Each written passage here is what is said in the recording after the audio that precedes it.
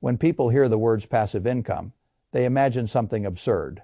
They imagine sitting in a cafe on a random Tuesday afternoon, opening a banking app, and watching money arrive as if the world had finally decided to reward them for existing. That is fantasy. Real passive income is not magic. It is not instant. It is not a cheat code. It is a very long argument with time, I know that, because I have lived through the early stage of it, and the early stage does not look glamorous at all. It does not arrive as $500 or $1,000 dropping into your account while you grin at the camera. It often arrives in humiliating little drips, a few cents, $1 and change, maybe $7 and some odd number that feels so small you almost laugh at yourself for caring. And yet those tiny payments matter. They matter because they prove the machine works. That is the first rule. The first dollar of passive income is not exciting because of its size. It is exciting because it proves you have built something that can pay you without asking for another hour of your life. That is the beginning, not the end. I want to start there because too many people talk about passive income as though it is some overnight transformation. Buy this one thing, click a few buttons, set up some little system, and suddenly you never have to work again. That is not wisdom. That is advertising. The truth is slower and much more useful. Passive income usually starts tiny, then it grows, then it compounds. Then one day you realize the thing that once looked trivial has become meaningful because you kept feeding it long enough for the machine to change character. That is how wealth is usually built quietly, boringly, persistently. Now, before I talk about the 3 accounts I would focus on if I were starting over, I want to say something that many people do not want to hear. In the beginning, active income matters more. You can dream about passive income all you want, but if your earned income is weak, the seed capital feeding your passive system will also be weak.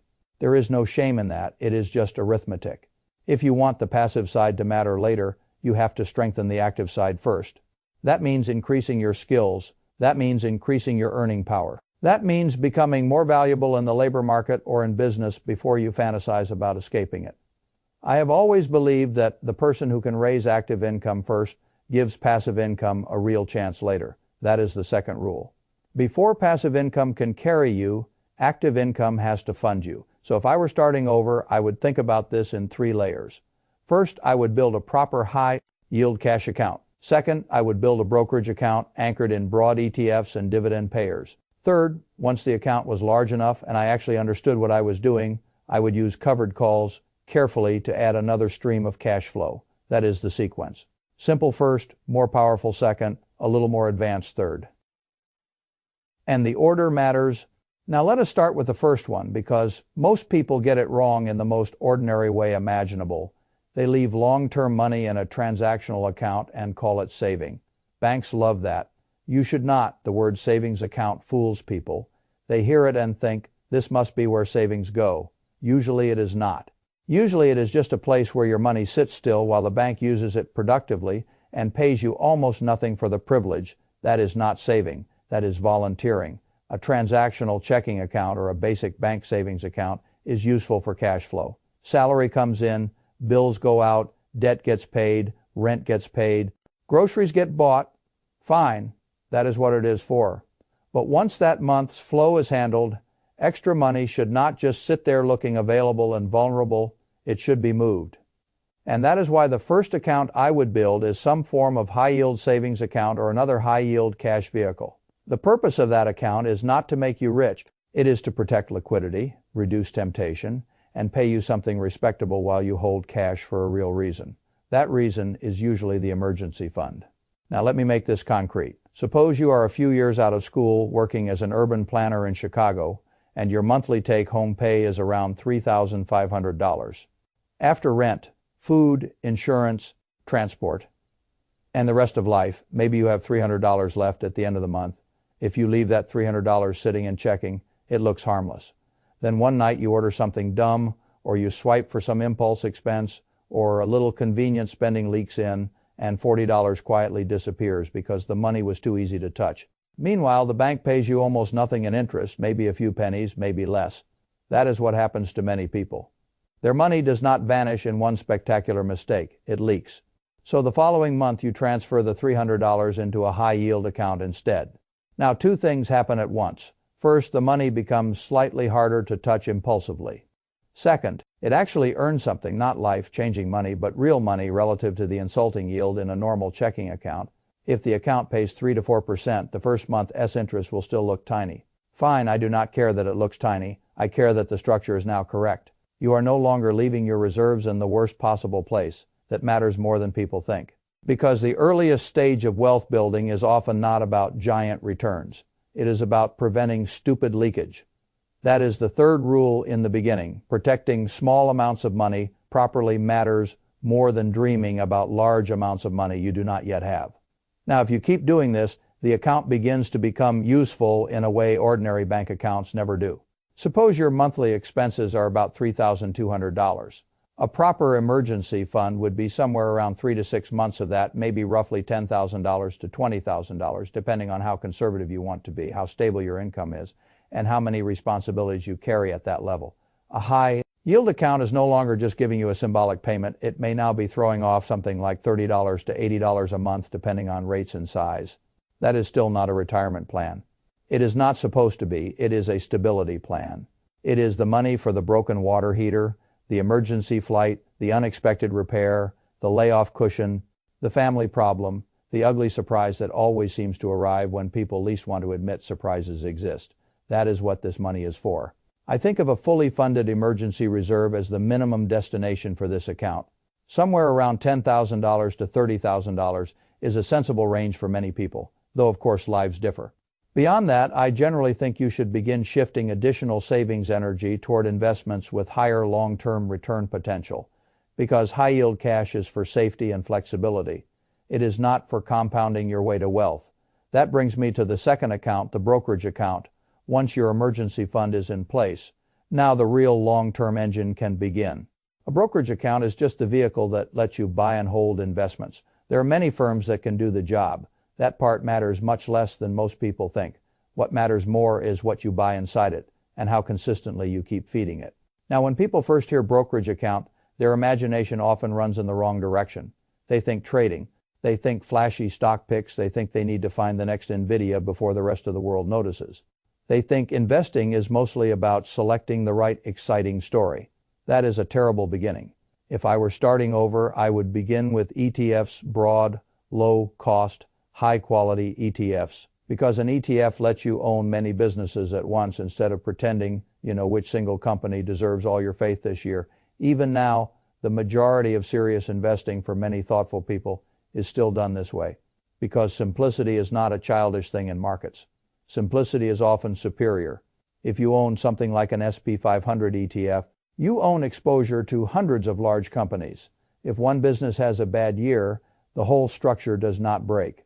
If one industry disappoints, the rest of the economy still exists. You are not trying to be a prophet. You are building a machine. That is what beginners need. A machine, not a thrill. Now, let us go back to our urban planner. Suppose she spent the last few years building that emergency fund to about $20,000. Her finances now feel stable. She is not living paycheck to paycheck.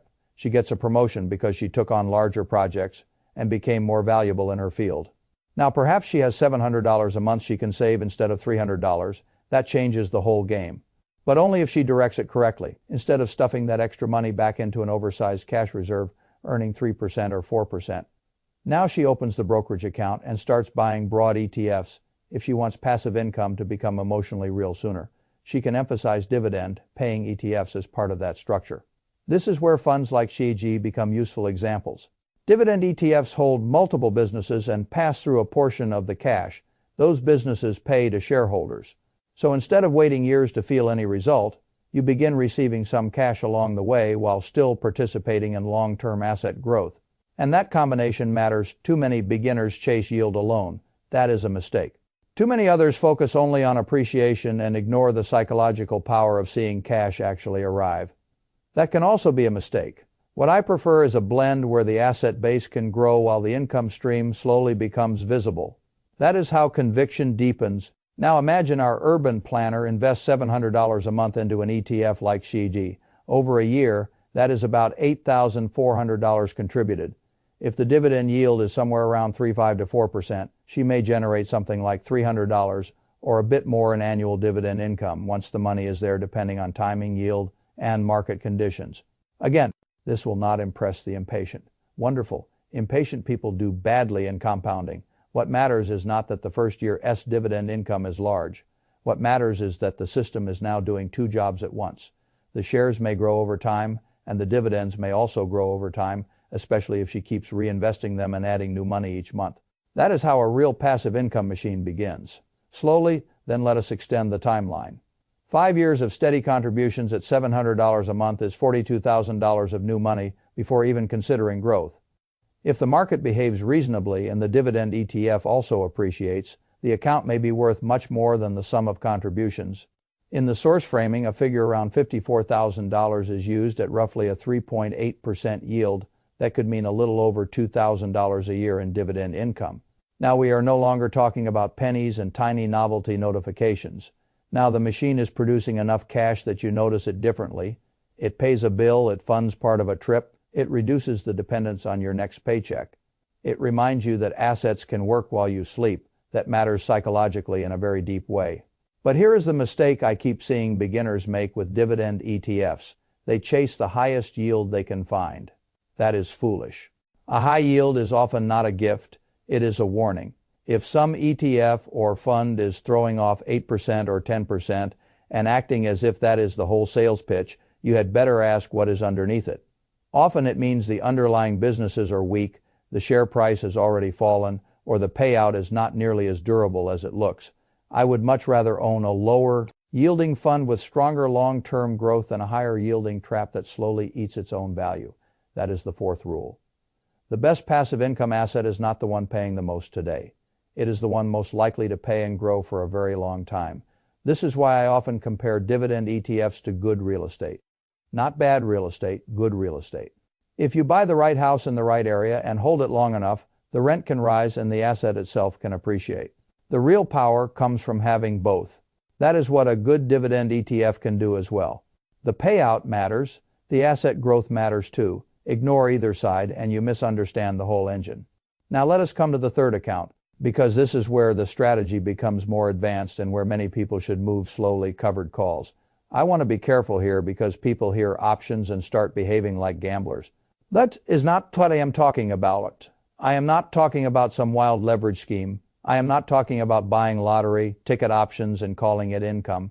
I am talking about a very specific, fairly conservative option strategy using shares you already own.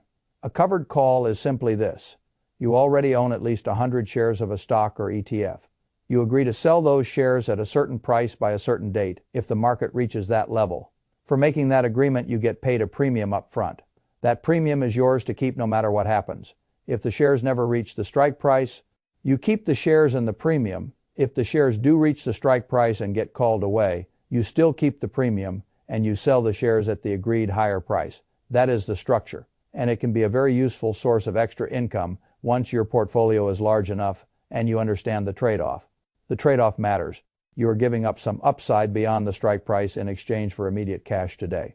That is not a free lunch. But for the right investor at the right stage with the right assets, it can be a very sensible way to squeeze more cash flow out of an existing portfolio. Now let us use a broad ETF as the example, because that is far safer than pretending you should learn this on some small nonsense stock. Suppose you use SPY. If SPY is around $690 a share, then 100 shares cost about $69,000. That means you need a meaningful account before this becomes available in a direct way. That is why I put this strategy third. It is not for day one. It is for later. After the emergency fund exists and the brokerage account has grown. Now suppose you own those 100 shares. You sell one covered call with a strike price of $720, expiring in 30 to 45 days. For making that offer, perhaps you receive a premium of about $250. The exact number varies with volatility, time strike distance, and market conditions, but the principle stays the same. That $250 hits your account immediately. Then one of two things happens. If SPY stays below $720, your shares remain yours, and the premium is pure income next month or 6 weeks later. You may sell another covered call and collect another premium. If SPY rises above $720 and your shares get called away, then you still sold them at a higher price than where they started and you still keep the premium. What is the downside? The downside is that if SPY explodes upward, you do not fully participate above the strike because you agreed to cap the upside in exchange for the premium. That is why this is not a magic trick. It is a trade income today for some upside tomorrow. Done carefully, it can be useful. Done carelessly, it can frustrate people because they either choose strikes that are too aggressive or sell calls on assets they would hate to part with. That is the fifth rule. Covered calls are not free money. They are a disciplined exchange of upside for current cash flow. I personally think this strategy belongs later in the journey, not early. First, you need the emergency reserve, then you need the investment base. Then, when the account is large enough and you understand the mechanics, you can decide whether adding covered calls fits your temperament and goals. Now, let us zoom out and look at what this can become over time. Suppose our urban planner follows this structure for 10 years. The emergency fund is built to about $20,000 and sitting in high-yield cash, doing its job as protection and liquidity. The brokerage account has grown through steady monthly investing, market returns, and reinvested dividends to somewhere around $140,000 in the source framing. Now the passive income streams start looking real. The high-yield account may produce $60 to $80 a month depending on rates. The dividend ETF portfolio may generate a few $1,000s a year, perhaps $500 to $1,000 per quarter depending on size and yield. And once enough shares are accumulated, covered calls might add another $250 to $500 a month or more, depending on the assets used, volatility, and discipline. Now step back and think about what happened. Nothing magical, no lottery ticket, no one crazy trade, no guru trick, just structure, consistency, and time. That is what wealthy people actually do more often than the public wants to admit. They own assets. They let those assets produce cash. Then they buy more assets over time. The labor side becomes less dominant, and the asset side becomes more dominant. That is the whole thing. And that is why I keep saying you cannot save your way to wealth. You can save your way to stability. You can save your way to optionality. But if you want wealth, real wealth, you eventually need ownership. You need assets. You need claims on cash flow, and then you need patience. Now, before I finish, I want to point out a few errors that can quietly destroy this whole process. The first is staying in oversized cash too long. Cash has a role, I believe, deeply in emergency reserves. But emergency reserves and fear piles are not the same thing. Once your proper emergency fund exists, extra capital should generally not keep hiding in low-yield safety. If your time horizon is long and your need is wealth creation, at some point, too much caution becomes expensive. The second error is chasing yield. I already mentioned this with dividend ETFs, but it matters enough to say again. If you buy a fund or product purely because the yield looks huge, you may be buying future disappointment.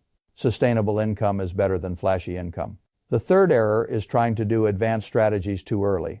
People hear about covered calls and they want to skip the first two stages, that is backwards. If you do not yet have the capital base, the emergency structure, and the discipline, then adding complexity does not make you advanced. It makes you fragile. The fourth error is ignoring your own active income. Too many people want passive income to save them from a weak active income life. Usually it does not work that way. The stronger your earned income is in the early years, the more fuel you can pour into the passive income engine. That is why skill building matters so much at the beginning. And the fifth error is inconsistency. This is the one that ruins almost everything. People get excited. They contribute for 6 months. Then life distracts them. Then markets fall and they stop. Then markets rise and they wish they had kept going. Then they start again. That kind of stop. And start behavior is poison for compounding. Compounding loves monotony. It loves repeated action. It loves systems. That is why the sixth rule matters. The real secret of passive income is not the first investment you pick. It is whether you can keep feeding the system for years without needing constant excitement to stay engaged. If you can do that, the small early payments that once looked ridiculous become the beginning of something very serious.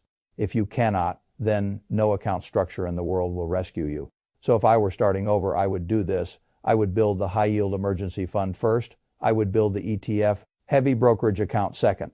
And when the account was large enough and I understood the trade-offs, I would add covered calls third. Not because this is glamorous, because it is durable, because it works with reality instead of against it, because it starts small and grows logically, because it respects the difference between safety, growth, and additional income generation. And because the whole process gets easier once you stop fantasizing about passive income as a miracle and start treating it as a machine you feed, a machine you protect, a machine that pays you more as you own more. That is how I would do it. And if you stay with it long enough, One day the notifications really will start feeling meaningful, not because they appeared overnight, because you earned the right to receive them slowly.